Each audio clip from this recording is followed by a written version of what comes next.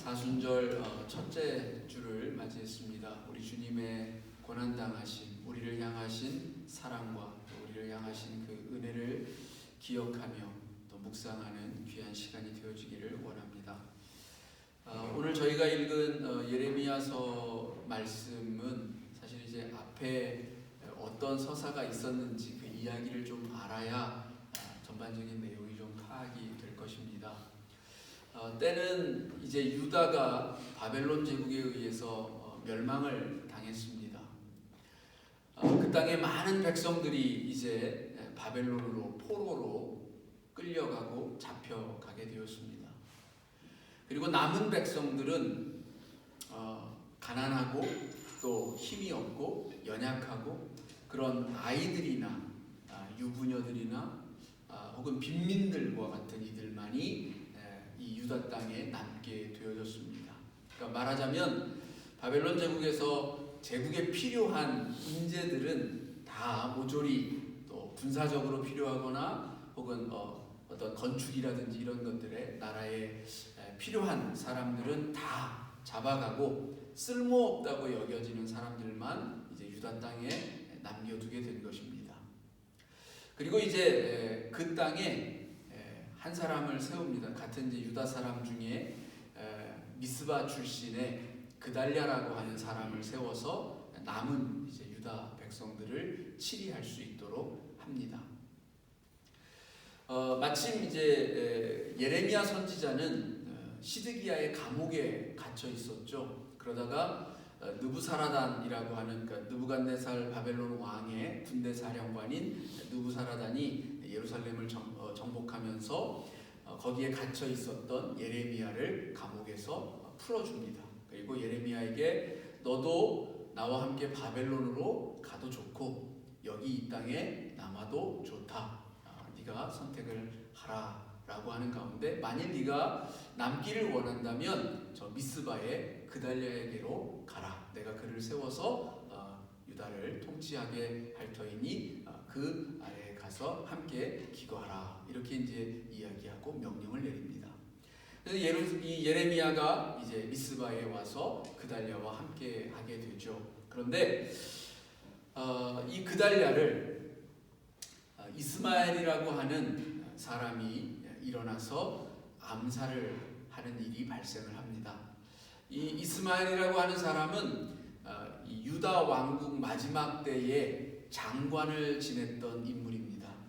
말하자면 이 유다 왕국의 한 재상을 지냈던 인물로서 자기 나라가 멸망당하고 그 멸망당한 나라에 적국에서 세운 총독이 이 남은 백성들을 다스리는 그 모습이 너무나도 안 입고 왔을지도 몰라요. 어쩌면 우리가 그 일제 시대에 일본의 총독이 그 일본의 천황을 대신해서 우리나라에 와서 다스리려고 할 때에 그 모습을 못마땅하게 여길 수밖에 없는 우리 민족은 당연히 그 총독을 처리하려고 했겠죠. 안중근 같은 그런 의사들이 그와 같은 일들을 행하지 않았겠습니까? 어떤 면에서 보면 유다 백성들의 입장에서 보면 굉장히 뭔가 의기에 넘치는 그런 행위를 한 것입니다. 그런데 문제는 하나님 보시기에 이것이 옳지 않았다라고 성경은 말해주고 있다라는 거예요. 이스마엘이 악을 행하였다라고 말하고 있습니다.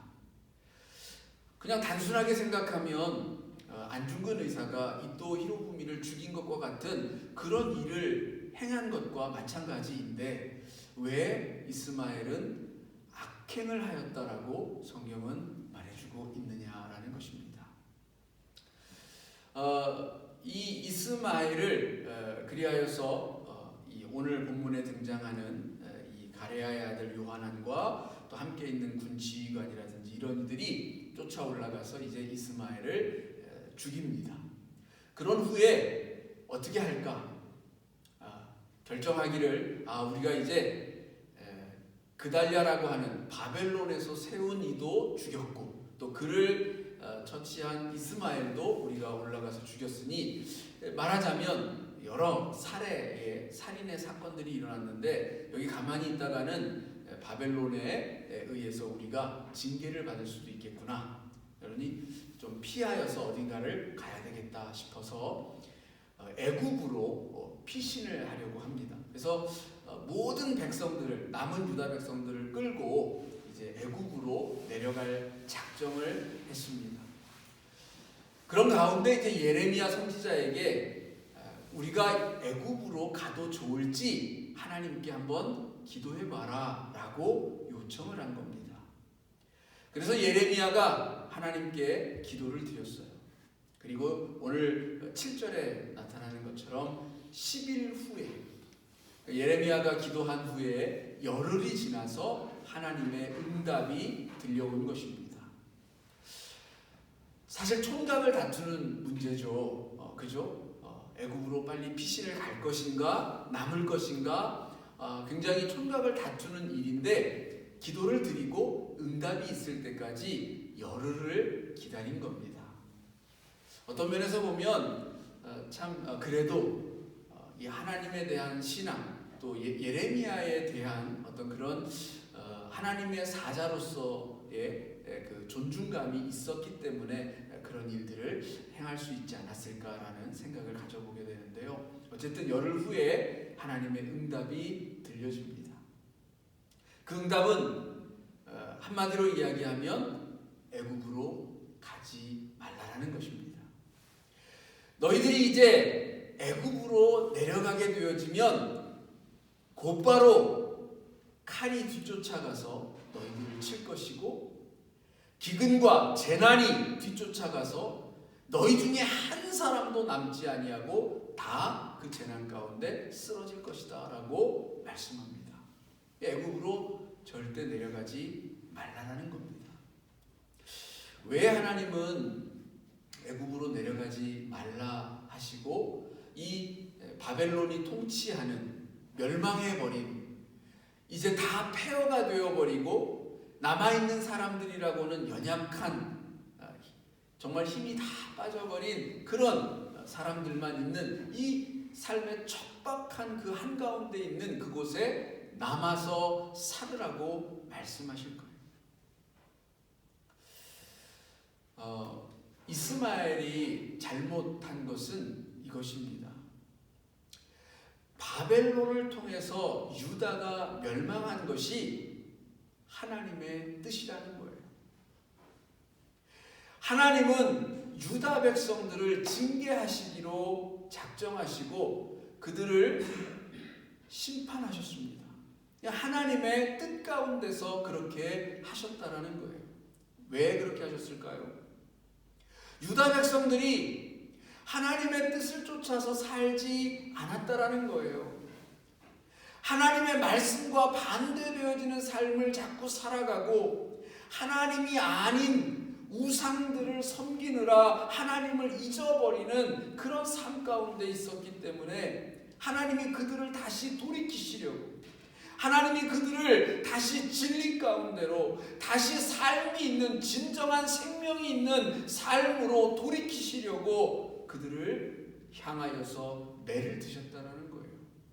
근데 이것을 이 하나님의 뜻을 깨닫지 못하고 지금 나에게 주어진 이 어렵고 힘든 고난의 순간을 내 방식대로 내 뜻대로 해결해 보려고 하는 그런 모습을 보였다라는 거예요. 그게 첫 번째 하나님 보시기에 옳지 않다라는 겁니다. 여러분 우리가 어떤 어려움과 역경을 맞이할 때에 보통은 이 고난을 어떻게 이겨낼까 고민하고 생각하고 지혜를 짜내기 마련이죠. 그리고 특히나 이와 같은 일이 우리들에게 주어진다라고 하면 어쩌면 이렇게 독립을 위해서 애쓰고 수고하는 일을 향해서 박수를 쳐주고 또 우리도 피가 끓어서 함께 동참하는 그런 모습을 보이는 것이 옳다라고 생각할지 모릅니다. 분명 그것은 옳은 일이 될 수 있어요. 그런데 적어도 지금 이 순간은 아니라는 겁니다. 지금 이 순간은 달게 매를 맞아야 하는 때라고 말하고 있는 것입니다. 잘못을 했으니 그 잘못에 대한 책임도 져야 하는 것이라는 겁니다. 우리가 착각하는 것 중에 하나가 용서라고 하는 것이 마치 그냥 용서함을 받으면 그 즉시로 내가 아무것도 그 변화 없이 그냥 살아가도 될 것처럼 그렇게 쉽게 여긴다라는 거예요. 그래요. 하나님은 우리를 그렇게 용서하셨어요. 그런 마음으로 우리를 용서하셨습니다. 그런데 그 사랑이, 그 은혜가 우리 속에서 정말 온전히 깨달아지게 되어지면 우리의 삶은 변화할 수밖에 없다라는 거예요. 그런데 그 변화의 모습이 도무지 보이지 않아요. 내 모습이 변화 가운데 있으면 제일 먼저 무엇을 하겠습니까?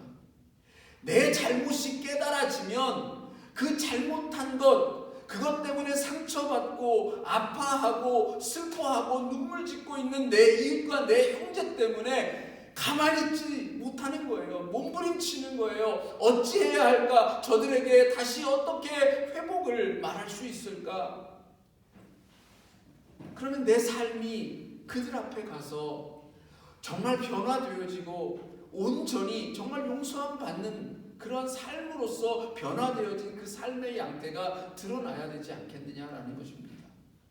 아무런 책임도 지지 않으려고 하면서 그저 은혜 안에 참여하려고 하는, 용서함 속에 자기를 두려고 하는, 그것은 너무나도 우리의 욕심이지 않을까라는 생각을 해보게 되는 것입니다. 하나님은 우리를 값없이 용서하셨습니다. 그러나 그 값없이 용서하셨음을 정말 싸구려로 만드는 우리의 행함이 되어서는 안 될 것입니다. 하나님의 용서하심을 다시 값지게 하는 것은 우리의 삶 속에 우리의 행함, 우리의 상처 주고 남들에게 행한 그 잘못과 그 모든 것들에 대하여 진심 어린 책임 있는 삶을 살아가는 그 모습으로 나타나질 때에 우리는 하나님의 은혜를 좀 더 값지게 만드는 그런 삶을 살아갈 수 있을 것입니다. 하나님께서는 우리가 우리의 그 힘으로 자기 손으로 자기 힘에 의지하여서 어떤 일들을 해결하려고 하는 이 모습이 하나님 보시기에는 그렇게 온당하지 않다라고 하는 것을 오늘 말씀을 통해서도 들려주고 있습니다. 하나님의 뜻을 깨닫지 못하면 하나님이 왜 징계를 내리시는지, 왜 우리에게 매를 드셨는지 알지 못하면 반항합니다. 하나님, 왜 내게 이런 고난을 주십니까? 하나님, 왜 내게 이런 역경을 주십니까? 왜 내가 이런 어려움을 겪어야 합니까? 부당합니다. 이렇게 억울하다라고 소리치게 된다라는 거예요. 마땅히 우리를 다시 회복시키시려고 하나님이 매를 드셨는데 그것을 깨닫지 못하니까 자꾸만 억울하게만, 내가 지금 당하는 이 고난이 힘들다고만 불평하게 되어진다는 거예요.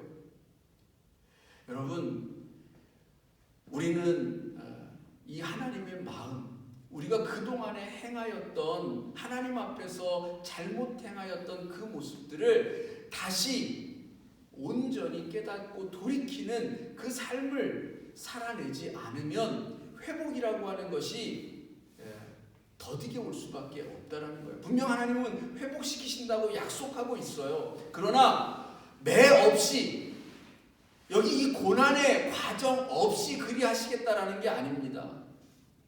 고난을 맞이하라는 거예요. 온전히 달게 맞이하라는 거예요. 때로는 그래요. 역경이 있을 때에 그것을 온전히 우리 몸으로 맞이해야 할 때가 있어요.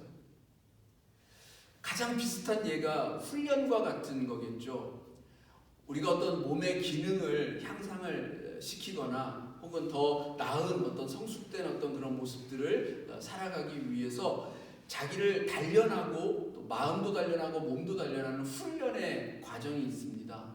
그런데 이 훈련하는 그 과정은 결코 쉽지 않죠. 힘들어요. 어려워요. 견디기가 참 정말 힘듭니다. 그런데 그걸 겪어야만, 그 시간을 지나야만 조금 더 성숙되어지고 조금 더 향상되어진 우리들의 삶의 모습이 있다라는 거예요. 그러니까 그 고난을 없이, 그것을 인내함이 없이는 그와 같은 한 단계를 넘어서는 삶이라고 하는 것이 있을 수 없다라는 거죠.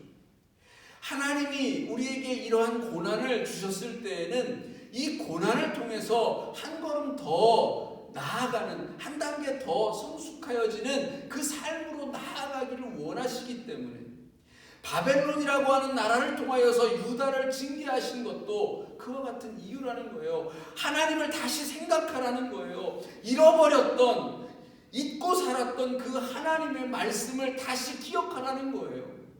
여러분, 유다 백성들이요, 하나님을 잊어버렸어요.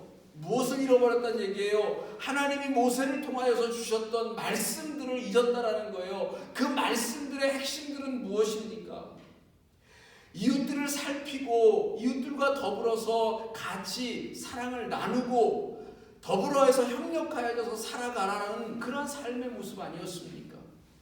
그런데 살다 보니까 하나님을 잊어버리고 말씀을 잊어버리니까 내 이웃이 아파해도 무시하고 내 이웃이 슬퍼해도 나는 아무 상관없다는 듯이 살아가는 그 삶이 저들의 삶이 되지 않았습니까? 권력자들은 자기가 가진 것으로 이기적인 자기의 배를 채우는 데에만 급급하였고 자기 왕궁의 곳간만 늘리는 데에 급급하였던 것이 저들의 인생 아니었습니까? 결국 그렇게 하나님을 잊어버리고 살다가 보니까 하나님이 도저히 안 되겠다, 이렇게 두었다가는 영원한 멸망으로, 영원한 지옥으로 저들이 떨어지겠구나, 안타깝게 여기신 것 아닙니까? 오늘 우리가 하나님을 잊어버리면 우리도 하나님을 생각지 못하기 때문에 나에게 허락하신 생명들의 귀함을 잊어버리고 살아가게 된다는 겁니다. 하나님의 주신 율법의 모든 것을 합친 것이, 우리 주님이 분명하게 이야기하잖아요. 하나님을 사랑하는 것과 내 이웃을 하라는 것, 그 두 가지로 확실하게 요약이 되지 않습니까? 그리고 하나님 사랑과 이웃 사랑이 같다라고 말씀하지 않으십니까? 그리고 결국 하나님을 잃어버렸다라는 얘기는 이웃을 사랑하지 않는다라는 얘기예요.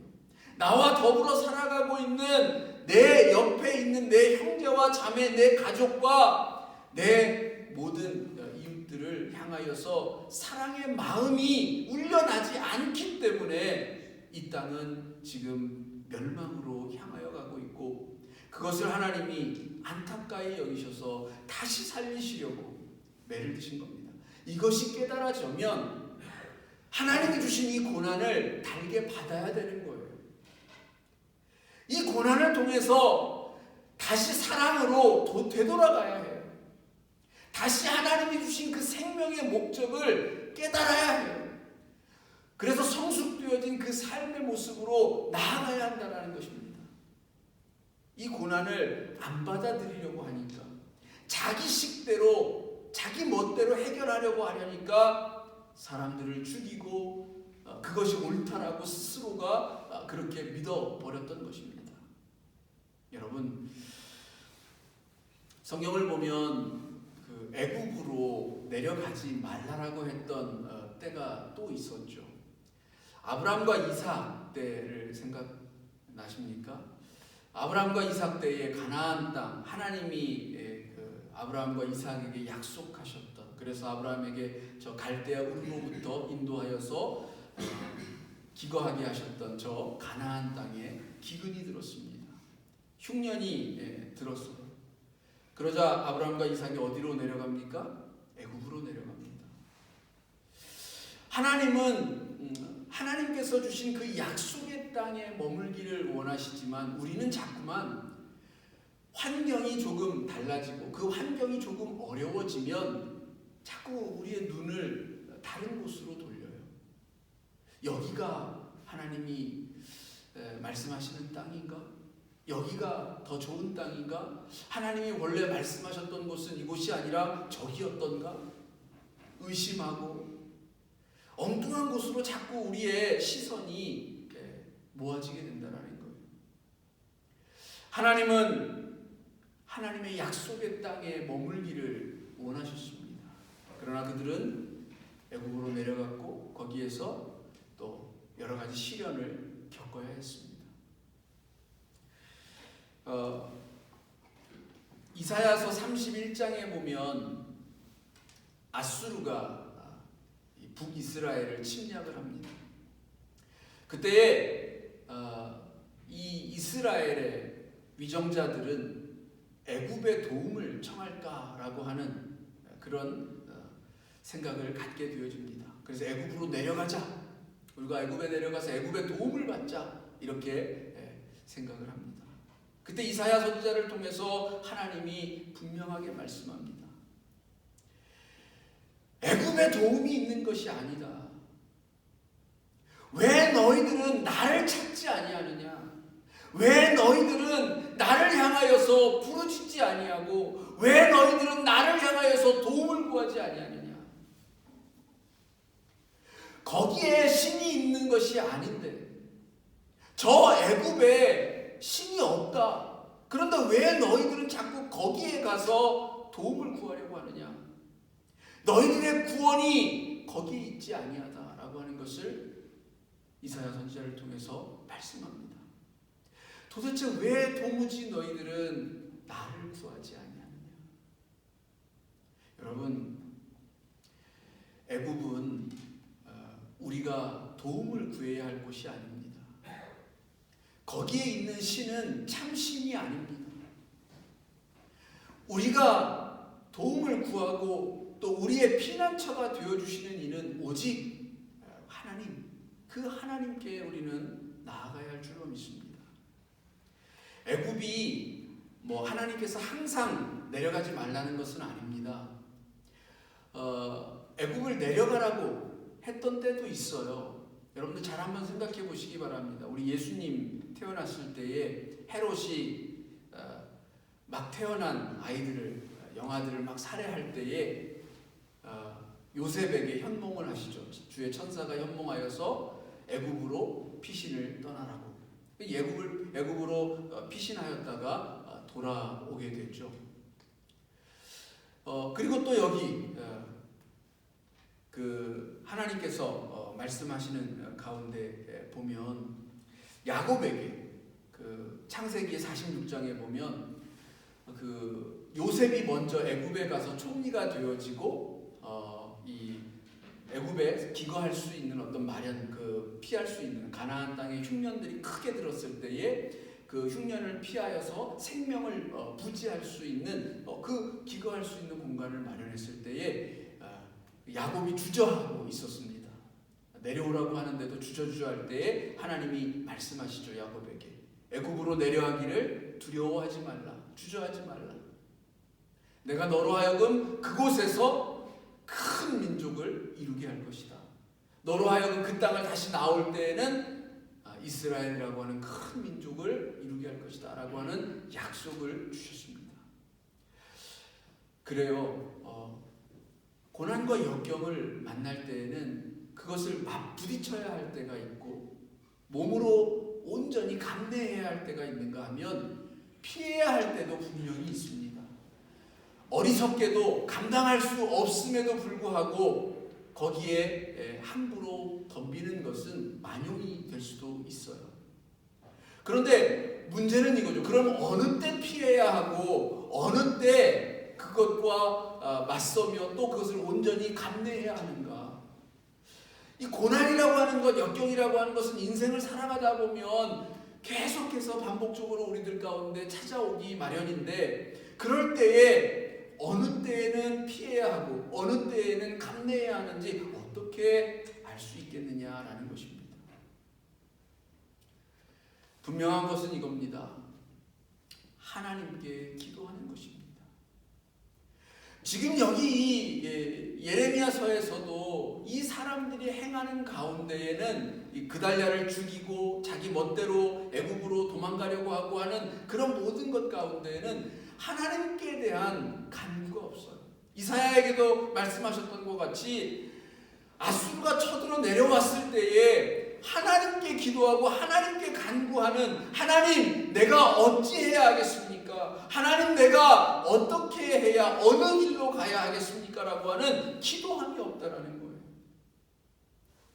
하나님은 우리들을 향하여서 이미 계획하시고 우리들에게 알려주시고 올 수 있는데, 비록 열흘이라고 하는 시간 뒤에 응답하시기는 하실 수도 있지만, 그보다 더 긴 시간 속에서 우리가 기다리며 응답을 기다려야 할 때도 있겠지만, 그러나 하나님은 분명히 우리들에게 응답하시는데 우리는 기도하지 않고 간구하지 않아요. 길을 묻지 않습니다. 그 누구보다 지혜로우시고 그 누구보다 우리를 잘 아시는 하나님께서 우리를 위하여 예비하신 것이 있는데 우리는 그 하나님께 묻지 않아요. 그러니 알 수가 없는 거죠. 그러니 자기가 선택한 그것이 피해야 할 때는 오히려 맞서느라고 더 피폐해지고, 맞서요 감내해야 할 때는 오히려 도망하느라 하나님으로부터 더 큰 징계를 받는 그런 어리석은 인생이 되어지고 만다라는 겁니다. 여러분, 애굽이 중요한 게 아닙니다. 애굽으로 내려가느냐 마느냐 이게 중요한 게 아니라는 거예요. 하나님과 함께 하느냐, 하나님이 거기 계시느냐, 하나님이 오늘 나에게 말씀하는 곳이 그곳이냐, 이게 더 중요하다는 겁니다. 다니엘을 한번 생각해 보십시오. 또 그 다니엘의 세 친구들을, 사드락과 메삭과 아벳느고를 생각해 보십시오. 사자굴에 던져졌습니다. 풀무불에 던져졌습니다. 그런데 그 속에 하나님의 영이 함께 계심으로 그들의 머리털럭 하나도 그을린 바가 되지 않았습니다.